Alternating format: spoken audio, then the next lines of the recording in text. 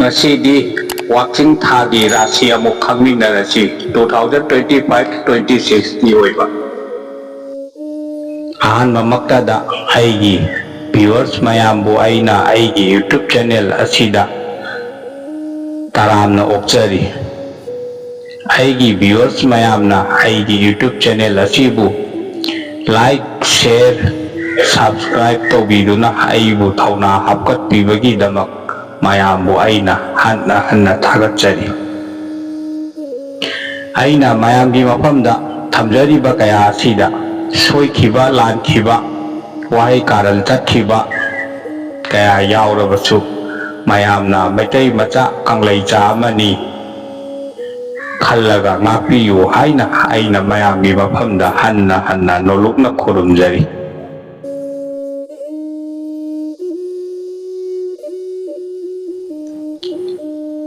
ꯃꯦꯁ ꯔꯥꯁꯤꯒꯤ ꯑꯣꯏꯕ ꯋꯥꯛꯆꯤꯡ ꯊꯥꯒꯤ ꯑꯐ ꯐꯠꯇ ꯈꯪꯃꯤꯟꯅꯁꯤ꯫ ꯋꯥꯛꯆꯤꯡ ꯊꯥ ꯑꯁꯤ ꯌꯥꯝꯅ ꯆꯔꯛ ꯆꯍꯤꯡ ꯅꯥꯏꯕ, ꯆꯔꯥꯡ ꯈꯣꯏꯔꯥꯡꯅꯕ, ꯑꯀꯥ ꯑꯀꯨꯝ ꯅꯥꯏꯒꯟꯕ, ꯇꯧꯔꯨꯕ ꯊꯕꯛ ꯊꯧꯔꯝ ꯀꯌꯥꯗ ꯃꯥꯏꯊꯤꯕ, ꯄꯨꯛꯅꯤꯡ ꯌꯥꯝꯅ ꯅꯨꯡꯁꯤꯕ, ꯏꯀꯥꯏꯕ, ꯆꯣꯞꯄ ꯅꯪꯕ ꯊꯥ ꯑꯣꯏꯅ ꯇꯧꯔꯕ ꯌꯥꯏ, ꯆꯦꯛꯁꯤꯜꯂꯨ꯫ ꯅꯣꯡꯄꯣꯛ ꯑꯣꯟꯕ ꯂꯥꯇꯣꯟ ꯑꯃꯗ ꯉꯥꯔꯝ 3, ꯁꯥꯔꯝ 3, ꯆꯥꯛ ꯆꯥꯗꯨꯝ 3, ꯍꯩꯔꯝ 3, ꯂꯩꯔꯝ 3, ꯀꯕꯣꯛ ꯅꯥꯆꯟ 3, ꯗꯈꯤꯅꯥ ꯑꯃ, ꯃꯩꯔꯥ 3 ꯌꯥꯎꯅ ꯀꯣꯟꯊꯣꯡ ꯋꯥꯡꯃꯗ ꯇꯠꯅꯕ ꯅꯨꯃꯤꯠꯇ ꯃꯈꯥ ꯃꯥꯏꯀꯩ ꯑꯣꯜꯂꯒ ꯊꯥꯗꯣꯛꯎ, ꯌꯥꯏꯐꯒꯅꯤ꯫ ꯂꯩꯁꯥꯕꯤ ꯄꯥꯈꯪꯁꯤꯡꯒꯤ ꯑꯣꯏꯅꯗꯤ ꯑꯁꯨꯝ ꯃꯌꯥꯏ ꯑꯣꯏꯅ ꯐꯕ ꯊꯥ ꯑꯣꯏꯅ ꯇꯧꯔꯕ ꯌꯥꯏ꯫ ꯑꯄꯥꯝ ꯅꯨꯡꯁꯤꯒꯤ ꯂꯝꯕꯤꯗꯤ ꯌꯥꯝꯅ ꯐꯩ, ꯑꯗꯨꯕꯨ ꯌꯨꯝꯕꯥꯜ ꯂꯝꯕꯤꯗ ꯈꯣꯡꯗꯥꯕꯗꯤ ꯐꯠꯇꯦ꯫ ꯊꯕꯛ ꯊꯧꯔꯝꯒꯤ ꯑꯣꯏꯅꯗꯤ ꯌꯥꯝꯅ ꯐꯩ, ꯃꯍꯩ ꯃꯁꯤꯡ ꯇꯝꯕꯁꯤꯡꯒꯤ ꯑꯣꯏꯅꯗꯤ ꯀꯣꯛ ꯌꯥꯝꯅ ꯁꯥꯒꯅꯤ꯫ ꯍꯩꯔꯝ 3, ꯂꯩꯔꯝ 3, ꯃꯩꯔꯥ 3, ꯁꯂꯥꯏ 3ꯀꯤ ꯐꯤꯔꯥꯜ ꯑꯃ ꯏꯕꯨꯙꯧ ꯄꯥꯈꯪꯕꯗ ꯀꯠꯆꯧꯋꯣ꯫ ꯉꯥꯅꯨ ꯆꯥꯕ, ꯍꯥꯃꯦꯡ ꯆꯥꯕ ꯌꯥꯗꯦ, ꯐꯠꯇꯦ꯫ ꯍꯛꯆꯥꯡꯒꯤ ꯑꯣꯏꯅꯗꯤ ꯈ꯭ꯋꯥꯡ ꯃꯔꯤ ꯈꯔ ꯁꯣꯛꯏ, ꯌꯥꯍꯧ ꯉꯟꯕ, ꯍꯛꯆꯥꯡ ꯁꯥꯖꯦꯜ ꯁꯥꯟꯅꯕ ꯌꯥꯝꯅ ꯀꯥꯟꯅꯕ ꯑꯣꯏꯒꯅꯤ ꯑꯗꯣꯝꯒꯤ꯫ ꯑꯋꯥꯡ ꯃꯥꯏꯀꯩ ꯑꯁꯤ ꯄꯥꯡꯗꯦ, ꯐꯠꯇꯦ꯫ ꯑꯋꯥꯡ ꯃꯥꯏꯀꯩ ꯑꯁꯤ ꯌꯦꯛꯅꯩꯌꯦ꯫ ꯑꯋꯥꯡ ꯃꯥꯏꯀꯩꯗ ꯆꯠꯄ, ꯑꯍꯤꯡ ꯌꯥꯏꯔꯦꯛꯄ, ꯊꯕꯛ ꯑꯅꯧꯕ ꯄꯥꯏꯈꯠꯄ, ꯁꯦꯜ ꯊꯨꯝ ꯊꯥꯗꯕ ꯐꯠꯇꯦ꯫ ꯑꯃꯝ ꯑꯊꯦꯡꯗ ꯒꯥꯔꯤ ꯊꯧꯕ ꯐꯠꯇꯦ, ꯑꯁꯣꯛ ꯑꯄꯟ ꯅꯪꯕ ꯌꯥꯕꯒꯤ ꯑꯀꯤꯕ ꯂꯩ꯫ ꯌꯨꯝꯗꯒꯤ ꯊꯕꯛ ꯏꯟꯈꯥꯡꯒꯤ ꯂꯝ ꯂꯥꯞꯅ ꯆꯠꯊꯣꯛꯄ ꯃꯇꯝꯗ ꯑꯉꯧꯕ ꯃꯆꯨꯒꯤ ꯐꯤ, ꯍꯪꯒꯥꯝꯄꯥꯜ ꯃꯆꯨꯒꯤ ꯐꯤ ꯁꯦꯠꯄ ꯁꯤꯖꯤꯟꯅꯕ ꯌꯥꯏꯐꯕ ꯑꯣꯏꯒꯅꯤ ꯑꯗꯣꯝꯒꯤ꯫ ꯁꯤꯗꯕ ꯃꯄꯨ ꯏꯕꯨꯙꯧ ꯄꯥꯈꯪꯕꯕꯨ ꯃꯇꯝ ꯄꯨꯝꯅꯃꯛꯇ ꯆꯦꯠꯅ ꯅꯤꯡꯖꯧ ꯊꯧꯅꯤꯖꯧ, ꯌꯥꯏꯐꯕ ꯑꯣꯏꯒꯅꯤꯌꯦ꯫ ꯑꯃꯨꯛ ꯕ꯭ꯔꯤꯁ ꯔꯥꯁꯤꯒꯤ ꯋꯥꯛꯆꯤꯡ ꯊꯥꯒꯤ ꯃꯇꯥꯡꯗ ꯑꯐ ꯐꯠꯇ ꯈꯔ ꯈꯪꯃꯤꯟꯅꯁꯤ꯫ ꯋꯥꯛꯆꯤꯡ ꯊꯥ ꯑꯁꯤ ꯃꯤ ꯌꯥꯝꯅ ꯈꯠꯅꯒꯟꯕ, ꯂꯟ ꯂꯥꯛꯄꯒ ꯆꯠꯄꯅ ꯍꯦꯟꯕ, ꯌꯦꯛꯅꯕ ꯃꯁꯤꯡ ꯌꯥꯝꯕ, ꯁꯥꯒꯩ ꯅꯥꯇꯩꯁꯤꯡꯒ ꯌꯥꯝꯅ ꯇꯣꯏꯅ ꯅꯤꯡꯉꯥꯏ ꯁꯪꯗꯥꯅꯕ ꯊꯥ ꯑꯣꯏꯅ ꯇꯧꯔꯕ ꯌꯥꯏ, ꯆꯦꯛꯁꯤꯟꯕ ꯐꯒꯅꯤ꯫ ꯑꯐꯥ ꯑꯄꯨꯟ ꯅꯪꯕ ꯌꯥꯕꯒꯤ ꯑꯀꯤꯕꯁꯨ ꯂꯩꯌꯦ꯫ ꯂꯩꯄꯥꯛꯅ ꯁꯥꯕ ꯉꯥꯅꯨ ꯑꯃ, ꯈꯨꯟꯅꯨ ꯑꯃ, ꯆꯥꯛ ꯆꯥꯗꯨꯝ 3, ꯐꯤ ꯑꯃꯨꯕ ꯃꯆꯦꯠ ꯑꯃ, ꯍꯩꯔꯨꯛ ꯇꯥꯡꯒ ꯑꯃ, ꯄꯥꯅ ꯇꯥꯡꯒ ꯑꯃ, ꯗꯈꯤꯅꯥ ꯑꯃ, ꯃꯩꯔꯥ 3 ꯌꯥꯎꯅ ꯀꯣꯟꯊꯣꯡ ꯋꯥꯡꯃꯗ ꯃꯈꯥ ꯃꯥꯏꯀꯩ ꯑꯣꯜꯂꯒ ꯏꯄꯣꯛ ꯅꯨꯃꯤꯠꯇ ꯊꯥꯗꯣꯛꯎ, ꯑꯌꯦꯠꯄ ꯐꯠꯇꯕ ꯀꯣꯛꯀꯅꯤꯌꯦ꯫ ꯂꯩꯁꯥꯕꯤ ꯄꯥꯈꯪꯁꯤꯡꯒꯤ ꯑꯣꯏꯅꯗꯤ ꯌꯥꯝꯅ ꯐꯩ, ꯑꯄꯥꯝ ꯅꯨꯡꯁꯤꯒꯤ ꯂꯝꯕꯤꯗ ꯋꯥꯈꯜ ꯌꯥꯝꯅ ꯅꯨꯡꯉꯥꯏꯕ, ꯑꯅꯧꯕ ꯃꯔꯨꯞ ꯃꯄꯥꯡ ꯈꯔꯁꯨ ꯍꯦꯟꯒꯠꯄ ꯌꯥꯏ꯫ ꯌꯨꯝꯕꯥꯜ ꯂꯝꯕꯤꯗ ꯈꯣꯡꯗꯥꯕꯒꯤ ꯋꯥꯈꯜ ꯂꯩꯔꯕ ꯁꯤꯡꯒꯤ ꯑꯣꯏꯅꯗꯤ ꯌꯥꯝꯅ ꯑꯐꯕ ꯊꯥ ꯑꯣꯏꯔꯕ ꯌꯥꯏ꯫ ꯊꯕꯛ ꯊꯧꯔꯝꯒꯤ ꯑꯣꯏꯅꯗꯤ ꯐꯝꯊꯣꯜ ꯀꯥꯔꯕ ꯌꯥꯏ, ꯑꯆꯧ ꯑꯁꯥꯡꯁꯤꯡꯅ ꯌꯥꯝꯅ ꯆꯥꯟꯒꯅꯤ꯫ ꯃꯍꯩ ꯃꯁꯤꯡ ꯇꯝꯂꯤꯕꯁꯤꯡꯒꯤ ꯑꯣꯏꯅꯗꯤ ꯈꯔ ꯐꯕ ꯋꯥꯠꯀꯅꯤ꯫ ꯍꯩꯔꯝ 3, ꯂꯩꯔꯝ 3, ꯃꯩꯔꯥ 3, ꯗꯈꯤꯅꯥ ꯌꯥꯎꯅ ꯏꯃꯥ ꯂꯩꯃꯔꯦꯟ ꯁꯤꯗꯕꯤꯗ ꯏꯄꯣꯛ ꯅꯨꯃꯤꯠꯇ ꯀꯠꯆꯧꯋꯣ, ꯌꯥꯏꯐꯕ ꯑꯣꯏꯒꯅꯤ꯫ ꯅꯣꯡꯄꯣꯛ ꯃꯥꯏꯀꯩ ꯑꯁꯤ ꯄꯥꯡꯗꯦ, ꯐꯠꯇꯦ꯫ ꯅꯣꯡꯄꯣꯛ ꯃꯥꯏꯀꯩ ꯑꯁꯤ ꯌꯦꯛꯅꯩꯌꯦ꯫ ꯅꯣꯡꯄꯣꯛ ꯃꯥꯏꯀꯩ ꯑꯁꯤ ꯑꯁꯤꯕ ꯃꯥꯏꯀꯩ ꯊꯣꯛꯏ, ꯆꯦꯛꯁꯤꯜꯂꯨ꯫ ꯑꯁꯤꯒꯤ ꯃꯥꯏꯀꯩ ꯑꯁꯤꯗ ꯑꯃꯝ ꯑꯊꯦꯡꯗ ꯆꯠꯄ, ꯑꯍꯤꯡ ꯌꯥꯏꯔꯦꯛꯄ ꯐꯠꯇꯦ꯫ ꯇꯤꯟꯃꯨ ꯂꯥꯏꯃꯨ, ꯁꯔꯣꯏ ꯉꯥꯔꯣꯏꯅꯆꯤꯡꯕ ꯃꯥꯌꯣꯛꯅꯕ ꯌꯥꯏ, ꯆꯦꯛꯁꯤꯜꯂꯨ꯫ Yumdagi tabak inkhanggi lam lapna tathokpa matamda higok machugi phi sorarel machugi phi setpa sijinnaba yamna kanaba oigani sidaba mapu nongpok ningthau ipabu pukning chetna ningjau thongni jau yaifaba oigani ye adongi ayetpa pataba kokani ya amuk waking thagi mithun rashigi matangda khara khangminnasi kari hairibano haiba kayadu Waking tha si yamna chawkhatpa yumda lal thum changba miyamna yamna chanba achau asangna sakhang maikhangba ichak irel ithum lepa daw yaganba tha oina tauba tha oina tauraba yai adubu yumgi ahal lamal singgi maridi khara soi cheksinba phagani khanghaudana atek akaigi thodok wathok khara thoklaba yai Oro ipada cengbi cengba haiduna lakoi lapang sang thokpa ama hai manam naiba ama dakhina ama haptuna maira langduna thongni jawo ayetpa phataba kokaniya Laisabi pakhang singi oinadi yamna afaba kanaba chawkatpa tha oina tauraba yai yumbal lambida khongdabagi pandam leiraba singi oinadi yamna chanaba tha oiraba yai Mahai masing tamliba singgi oinadi yamna phai apam nungsigi lambida anauba khangna chanaba singgi masingsu khara hapkatlaba yai thabak thauramgi oinadi pham karaba yai achau asang singna yamna changani hakchanggi oinadi chakhau mari masinga mari haibadi kidney mari khara soi chaba thakpada khara cheksinba phagani nongpok maikei asi phatte pangde Nongpok maikei asi yeknaiya nongpok maikei asida amam mathengda chatpa thabak thauram anauba paikhatpa sel thum invest tawba phatte yumdagi thabak inkhanggi lam lapna chathokpa matamda napu machugi phi hangampal machugi phi sijinnaba setpa yamna kanaba oigani adongi sidaba mapu korau ipabu matam punamakta pukning chetna ningjau thongni jau yaifaba oigani ya Amuk karkat rasigi matangda waking thagi apapata amuk khara khangminasi waking tha asi khara aka akum naiba yumda lal thumdi changba adubu lal lakpaga chatpaga changchat amata oina tauba mina yamna yengsinganba mangnanabagi taubadi ngamdaba tha oina taugadawri sendal lambidi marang kaigani adubu adongi napalna adongi mangnanabagi machak oiraba yai hakchanggi oinadi sor mari khara soi cheksinba phagani sana khongnang manat makhongda ipok numita athum mahau khara katlaga maradu machet ama lauraga khwangda sijillu lang angangbana yaiphaba oigani ya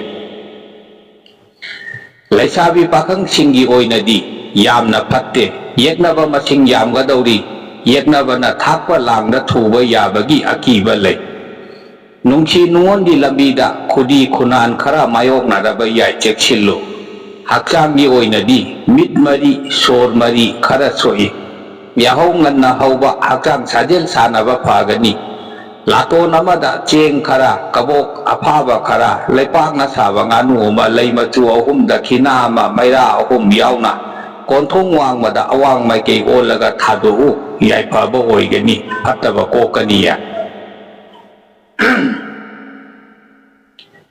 Awang maikei chatpa pangde phatte awang maikei asi yeknaiya awang maikei asi asiba amasung atek akai nanganba maikei suthoi ipok namita yuga saga kunna thakchaba phatte yumdagi thabak inkhanggi lam lapna tathokpa matamda angauba machugi phi sorarel machugi phi setpa sijinnaba yamna kanaba oigani Sidaba mapu nongpok ningthau ipabu pukning chetna ningjau thongni jau yaifaba oigani ya adongi ayetpa phataba punama kokani ya nongpok ningthau ipagi thaugal lagi Amuk waking thagi singara sigi matangda jo apapata khangminnasi Waking tha asi yamna chawkhatpa kanaba sendal lambi marang kaiba wakal yamna nungaiba yumda lal thum changba nungaiba pau taganba tha oina tauraba yai hakchanggi oinadi mit mari koki oiba nungaitaba ayetpa khara mayoknaraba yai sana khongnang makhongda ising khujai ama hairaga athumba makhal ahum lei machu ahum maira ahum dakhina ama yauna ipok numita ayuk nganna kachawo ayetpa phataba kokaniya leisabi pakhang singi oinadi khara jarak chahing naiba wakhal charangnaba mi khatnaganba tha oina tauraba yai apam nungsigi lambida yekhai thingaiba khara yaubana Maray mara khara thangnaraba yai leipakna saba nganu ama cheng maru taret hairam taret leiram taret maira taret dakhina ama konthong wangmada thadu thabak thauramgi oinadi marak oina phagani mahay masing tamba singgi oinadi yamna phaiya nongpok maikei asi phatte pangde nongpok maikei asi yeknaiya nongpok maikei da leiba mioi singa ningai sangdanaba amasung amam athengda chatpa phatte chel thum thadabasu phatte yumdagi thabak inkhanggi lam lapna chathokpa matamda asangba machugi phi sangbanaba machugi phi setpa sijinnaba yamna kanaba oigani adongi sidaba mapu ibudo pakhang babu matam pumnamakta pukning changna thongni jo yaipaba oigani ayetpa kokaniya amuk wakching thagi kanya rasigi matangda apabata khara khangminasida mayam wakching tha asi chaukhatpa ningba thunganba tauruba thabak thauram kayada daw yaganba atau asang singna chanba yumda lal thum changanba tha oina tauraba yai adubu yumgi sagai ngatai singgi maridi khara soi cheksillo nongpo onba laton amada chak chadum taret ngakha taret hairam taret leiram taret dakhina ama maira taret yauna tataba numita konthong wangmada makha maikei olaga thadu ayetpa phataba punamak kokaniya leisabi pakhang singgi oinadi yamna phai yumba lambida khongdabada yamna afaba chanaba tha oigani nungsi nungongi lambida anauba khangna chanaba singi masing khara hengatlaba yai yeknabadi masing khara yamgadauri thabak thauramgi oinadi yamna phaiye ahal lamal singi maridi khara soi cheksillo nongpok onba latonda lapoi lapang chang thokpa ama cheng khara lei machu ahum haplaga dakhina ama maira ga loinana nongpok ningthok ipada ningthau kaba numita kachawo yaipaba oigani adongi makha maikei asi phatte pangde makha maikei asi yeknaiya makha maikei asi atek akai amasung asiba maikei thoi phatte makha maikei da ama mathengda gari macha thauduna chatpa yumdagi thabak inkhanggi lam lapna chathokpa matamda angauba machugi phi sana machugi phi setpa sijinnaba yamna kanaba oigani adongi sidaba maku nongpok ningthok ipabu matam punamakta pukning chetna ningjok thongni jo yaipaba oigani ye adongi amuk waking thagi tula rasigi matangda aphaphatha khara amu mayam khangminasido wakching tha asi chaukhatpa kanaba achau asang singna chanba ichak iral lepsinba ngamba tauruba thabak thauramda yamna mai pakpa pinaba tha oina tauraba yai yeknabadi masing khara yamgani yeknabagi midyeng toina changlaba yai cheksillo hakchanggi oinadi mit mari sor mari khara soi cheksinba phagani ipok numita mongba hanba ipada chengbi chengba haiduna lapoi lapang chang thokpa ama hai manam naiba ama dakhina ama yauna maira taret yauna kachawo ayetpa phataba punamak kokpa oiganiya leisabi pakhang singgi oinadi yamna phai ahal lamal achau asang singna changani nungsi nungongi labidadi anauba khangna chanaba singgi masing khara yamlaba yai hapkatlaba yai wakhal khara charang nagani irang ithakka tawba tha oina tauraba yai ꯊꯕꯛ ꯊꯧꯔꯝꯒꯤ ꯑꯣꯏꯅꯗꯤ ꯐꯝꯊꯣꯜ ꯀꯥꯕ ꯌꯥꯕꯒꯤ ꯂꯝꯕꯤꯗ ꯌꯦꯡꯕ ꯉꯝꯗꯕ ꯃꯔꯨꯞ ꯃꯄꯥꯡ ꯈꯔꯅ ꯈꯨꯔꯧ ꯊꯥꯡꯕ ꯌꯥꯏ, ꯆꯦꯛꯁꯤꯜꯂꯨ꯫ ꯅꯣꯡꯄꯣꯛ ꯑꯣꯟꯕ ꯂꯥꯇꯣꯟ ꯑꯃꯗ ꯆꯦꯡ ꯈꯔ, ꯍꯩꯀ꯭ꯔꯨ ꯑꯃ, ꯍꯩꯅꯤꯡ ꯑꯃ, ꯂꯩ ꯑꯉꯧꯕ,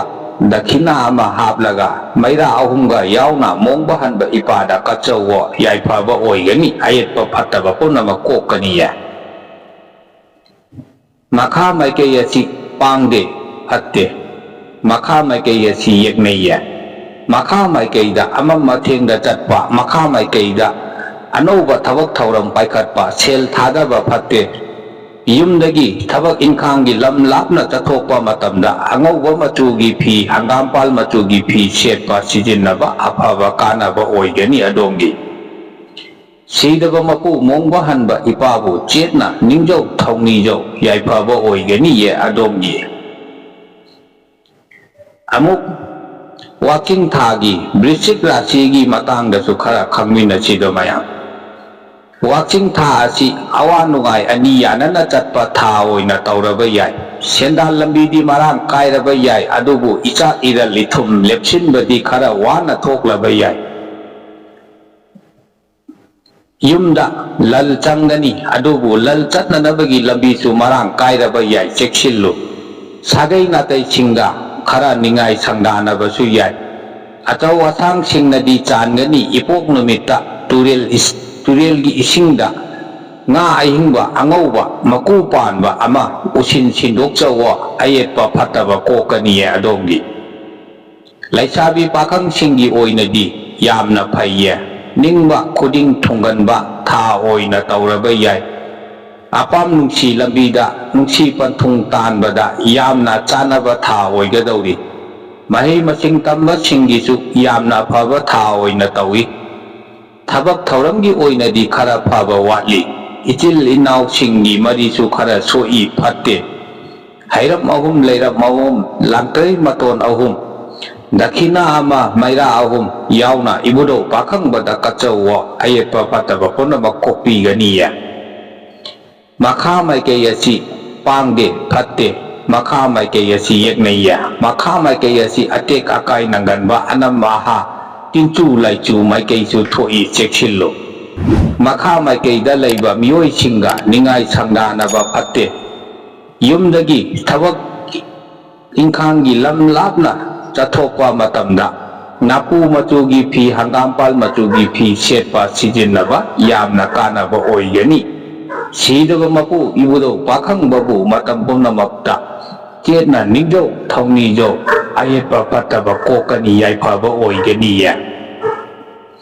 ꯑꯃꯨꯛ ꯋꯥꯛꯆꯤꯡ ꯊꯥꯒꯤ ꯙꯅꯨ ꯔꯥశꯤꯒꯤ ꯃꯇꯥꯡꯗꯁꯨ ꯈꯔ ꯈꯪꯃꯤꯟꯅꯁꯤ, ꯀꯔꯤ ꯍꯥꯏꯔꯤꯕꯅꯣ ꯍꯥꯏꯕ ꯀꯌꯥꯗꯣ꯫ ꯋꯥꯛꯆꯤꯡ ꯊꯥ ꯑꯁꯤ ꯌꯥꯝꯅ ꯑꯀꯥ ꯑꯀꯨꯝ ꯅꯥꯏꯕ, ꯃꯤꯒꯤ ꯈꯣꯟꯊꯤ ꯈꯔ ꯇꯥꯒꯟꯕ, ꯃꯤꯒ ꯇꯣꯏꯅ ꯈꯠꯅꯒꯟꯕ, ꯂꯜ ꯂꯥꯛꯄꯒ ꯆꯠꯄꯅꯈꯔ ꯍꯦꯟꯕ ꯊꯥ ꯑꯣꯏꯅ ꯇꯧꯔꯕ ꯌꯥꯏ꯫ ꯃꯤꯅ ꯌꯥꯝꯅ ꯌꯦꯡꯁꯤꯟꯕ, ꯌꯦꯛꯅꯕ ꯃꯁꯤꯡꯈꯔ ꯌꯥꯝꯒꯟꯕ ꯊꯥ ꯑꯣꯏꯅ ꯇꯧꯔꯕ ꯌꯥꯏ, ꯆꯦꯛꯁꯤꯜꯂꯨ꯫ ꯏꯆꯤꯜ ꯏꯅꯥꯎꯒꯤ ꯃꯔꯤꯁꯨ ꯈꯔ ꯁꯣꯛꯏ꯫ ꯏꯄꯣꯛ ꯅꯨꯃꯤꯠ ꯅꯠꯇ꯭ꯔꯒ ꯇꯠꯅꯕ ꯅꯨꯃꯤꯠꯇ ꯉꯥꯅꯨ ꯅꯠꯇ꯭ꯔꯒ ꯈꯨꯅꯨꯅ ꯍꯩꯔꯨꯛ ꯇꯥꯡꯒ ꯑꯃ, ꯄꯥꯅ ꯇꯥꯡꯒ ꯑꯃ, ꯗꯈꯤꯅꯥ ꯑꯃ, ꯃꯩꯔꯥ ꯑꯍꯨꯝ ꯌꯥꯎꯅ ꯎꯁꯤꯟ ꯊꯤꯟꯗꯣꯛꯆꯧꯋꯣ, ꯑꯌꯦꯠꯄ ꯐꯠꯇꯕ ꯀꯣꯛꯀꯅꯤꯌꯦ ꯑꯗꯣꯝꯒꯤ꯫ ꯂꯩꯁꯥꯕꯤ ꯄꯥꯈꯪꯁꯤꯡꯒꯤ ꯑꯣꯏꯅꯗꯤ ꯑꯁꯨꯝ ꯃꯌꯥꯏ ꯑꯣꯏꯅ ꯐꯕ ꯊꯥ ꯑꯣꯏꯒꯗꯧꯔꯤ꯫ ꯑꯄꯥꯝ ꯅꯨꯡꯁꯤꯒꯤ ꯂꯝꯕꯤꯗ ꯈꯔ ꯅꯤꯡꯉꯥꯏ ꯁꯪꯗꯥꯅꯔꯕ ꯌꯥꯏ꯫ ꯌꯨꯝꯕꯥꯜ ꯂꯝꯕꯤꯗ ꯈꯣꯡꯗꯥꯕꯒꯤ ꯄꯥꯟꯗꯝ ꯂꯩꯔꯕꯁꯤꯡꯒꯤ ꯑꯣꯏꯅꯗꯤ ꯌꯥꯝꯅ ꯑꯐꯕ ꯆꯥꯅꯕ ꯊꯥ ꯑꯣꯏꯒꯗꯧꯔꯤ꯫ ꯊꯕꯛ ꯊꯧꯔꯝꯒꯤ ꯑꯣꯏꯅꯗꯤ ꯃꯌꯥꯏ ꯑꯣꯏꯅ ꯐꯩ꯫ ꯃꯍꯩ ꯃꯁꯤꯡ ꯇꯝꯕꯁꯤꯡꯒꯤ ꯑꯣꯏꯅꯗꯤ ꯌꯥꯝꯅ ꯐꯩꯌꯦ꯫ ꯌꯨꯒ ꯁꯥꯒ ꯄꯨꯟꯅ ꯊꯛ ꯆꯥꯕ ꯐꯠꯇꯦ꯫ ꯃꯤꯠ ꯃꯔꯤ ꯈꯔ ꯁꯣꯛꯏ꯫ ꯌꯥꯍꯧ ꯉꯟꯅ ꯍꯧꯕ, ꯍꯛꯆꯥꯡ ꯁꯥꯖꯦꯜ ꯁꯥꯟꯅꯕ ꯌꯥꯝꯅ ꯀꯥꯟꯅꯕ ꯑꯣꯏꯒꯅꯤ ꯑꯗꯣꯝꯒꯤꯗꯃꯛ꯫ ꯑꯋꯥꯡ ꯃꯥꯏꯀꯩ ꯑꯁꯤ ꯄꯥꯡꯗꯦ, ꯐꯠꯇꯦ꯫ ꯑꯋꯥꯡ ꯃꯥꯏꯀꯩ ꯑꯁꯤ ꯌꯦꯛꯅꯩꯌꯦ꯫ ꯑꯋꯥꯡ ꯃꯥꯏꯀꯩ ꯑꯁꯤꯗ ꯊꯕꯛ ꯊꯧꯔꯝ ꯑꯅꯧꯕ ꯄꯥꯏꯈꯠꯄ, ꯁꯦꯜ ꯊꯥꯗꯕ ꯍꯥꯏꯕꯗꯤ ꯏꯟꯚꯦꯁꯠꯃꯦꯟꯠ ꯇꯧꯕ, ꯃꯤ ꯑꯃꯕꯨ ꯃꯔꯝ ꯆꯥꯗꯅ ꯀꯥ ꯍꯦꯟꯅ ꯊꯥꯖꯕ, ꯇꯨꯡꯒꯤ ꯄꯨꯟꯁꯤꯗ ꯑꯀꯥꯏꯕ ꯂꯥꯛꯂꯕ ꯌꯥꯏ,ꯈꯔ ꯆꯦꯛꯁꯤꯜꯂꯨ꯫ ꯌꯨꯝꯗꯒꯤ ꯊꯕꯛ ꯏꯟꯈꯥꯡꯒꯤ ꯂꯝ ꯂꯥꯞꯅ ꯆꯠꯊꯣꯛꯄ ꯃꯇꯝꯗ ꯑꯉꯧꯕ ꯃꯆꯨꯒꯤ ꯐꯤ, ꯁꯣꯔꯥꯔꯦꯜ ꯃꯆꯨꯒꯤ ꯐꯤ, ꯍꯤꯒꯣꯛ ꯃꯆꯨꯒꯤ ꯐꯤ ꯁꯦꯠꯄ ꯁꯤꯖꯤꯟꯅꯕ ꯌꯥꯝꯅ ꯀꯥꯟꯅꯕ ꯑꯣꯏꯒꯅꯤ ꯑꯗꯣꯝꯒꯤ꯫ Sidaba mapu nokpok ningthau ipabu pukning chetna ningjau thaunijau yaifaba oigani ayetpa phataba punamak kokpigani ye ipana. Amuk watching thagi Makar Rasigi matangda sumayam khara khangminasi. Watching tha asi yamna kanaba lal thum chawkhatpa yumda lal changba mayamna sakhang maikhangba ato wasang singna chanba tha oina tawraba yai. Ichak iral lepsinba anauba lauri inkol lepsinba da yamna chanaba tha oigadawri sagai natai chingi maridi khara soi sagai natai chinga khara ningai sangdanaraba yai cheksinba pagani.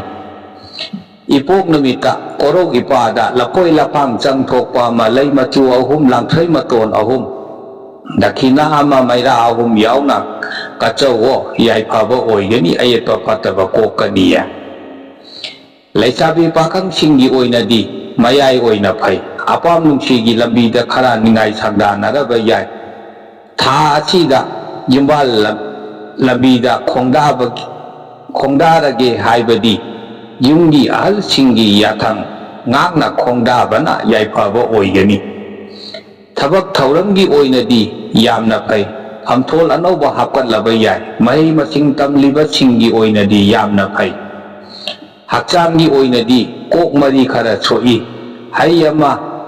lei machu ahum dakhina ama maira ahum yauna konthong wangmada thadok chawa ayetpa kokaniya. Makha maikei asi pangde phatte makha maikei asi yeknaiya makha maikei asi asiba amasung atek akai maikei su thoi makha maikei da ama matheng da gari macha thauduna chatpa phatte yumdagi thabak inkhang gi lam lapna chathokpa matamda asangba machugi phi angauba machugi phi setpa sijinnaba yamna kanaba oigani adongi. Sidaba mapu korok ipabu atam punamakta chetna ningjau thaunijau yaifaba oigani ayetpa kokpigani ye ipana. Amuk watching thagi kumbha rasigi matangdasu khara khangminarasi afabata kayabu. Watching tha asi yamna chawkhatpa afaba kanaba tawruba thabak thauram khudingda daw yaganba ichak iral ithum lepsinba yumda lal thum changba tha oina tawgadawri. Sagai natai chingadi mari khara soi sagai natai chingi nungai taba pau khara taba yabagi akiba lei ichil inau chingi mari su khara soi cheksillo tatnaba nimita hui natraga hogrong amubada chak chadum tareta ngakha makok taret amamam haplaga pijawo yaifaba oigani ayetpa kokani. Laisabi pakhang singi oinadi yamna phai lal thum chawkhatpa ningba thungganba tha oina tawraba yai nungsi nungongi lambida wakhal yamna langba irang ithakka tawba tha oina tawgadawri mahai masing tamliba singi oinadi khara phatte kok saba wakhal charangnaba tha oina tawgadawri. Thabak thauramgi oinadi asum mayai oina phagani hakchamgi oinadi I mari ising mari mit mari khara soi yaho nganba hakchang sajel sanaba yamna kanagani.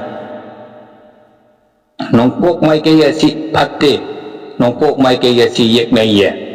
nongpok maikei asi asiba amasung asok apan su nangganba maikei thoi cheksillo. Nongpok maikei da ama mathengda chatpa timu laimu saroi ngaroi mayoknaba yabagi akiba lei. Yumdagi thabak inkhanggi lam lapna chathokpa matamda angangba machugi phi ureirom machugi phi khamen machugi phi setpa sijinnaba yamna kanaba oigani adongi. Sidaba mapu ibudau pakhang bapu pukning chetna ningjau thaunijau yaifaba oigani ayetpa kokpigani ye ibudauna.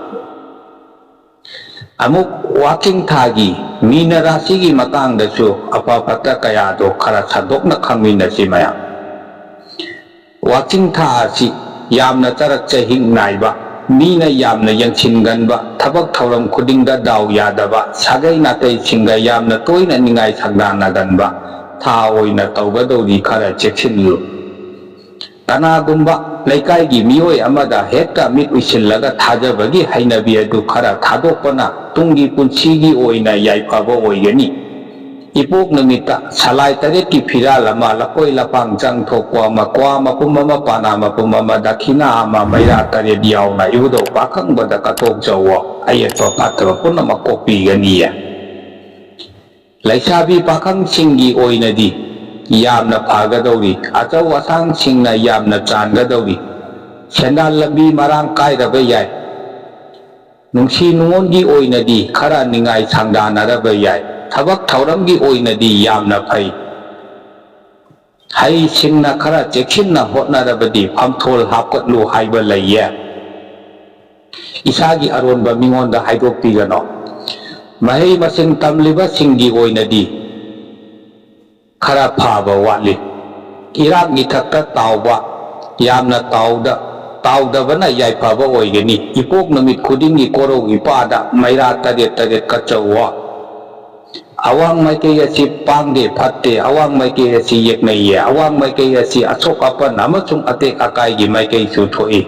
ama mathengda awang maikei da chatpa phatte thamya nimita sa nga chaba phatte yumdagi